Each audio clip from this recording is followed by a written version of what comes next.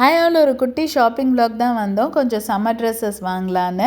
ஆக்சுவலாக ஸ்ப்ரிங் சேலை மிஸ் பண்ணிட்டோம். நெக்ஸ்ட்டு சம்மர் சேல் வரும்னா ஜூன் ஆகிடும். அது வரைக்கும் வெயிட் பண்ண முடியாது. நான் சொன்னேன் இல்லையா, நெக்ஸ்ட் இந்தியாவுக்கு வரோம் அப்படின்னு. அதுக்கு அவனுக்கு கொஞ்சம் சம்மர் ஷார்ட்ஸ் மட்டும் ஏதாவது செட் ஆகுதான்னு பார்க்க வந்தோம். ஓகே அப்படின்னு பார்த்துட்டே இருந்தோம். அண்ட் எனக்கு இந்தியாவில் ஒருத்தவங்களுக்கு வந்து பர்ஃப்யூம் கிஃப்ட் பண்ணணும். எதாவது செட் ஆகுமான்னு பார்த்தேன். எனக்கு பெருசாக ஐடியா இல்லை. அதனால் அதையும் ஸ்கிப் பண்ணிவிட்டு எனக்கு ஒரு பர்ஃப்யூம் ரொம்ப பிடிச்சிருந்துச்சி, அதை வாங்கியாச்சு. இல்லை பசங்களுக்கு ஏதாவது ட்ரெஸ்ஸு செட் ஆகுதா அப்படின்னு பார்த்தேன். எனக்கு பெருசாக எதுவும் இங்கே கலெக்ஷன்ஸும் இப்போதைக்கு எதுவும் பிடிக்கல. நான் உங்களுக்கு சைஸை ஃபிட் ஆகுமான்ற ஒரு பயமும் இருந்துக்கிட்டே இருந்தது.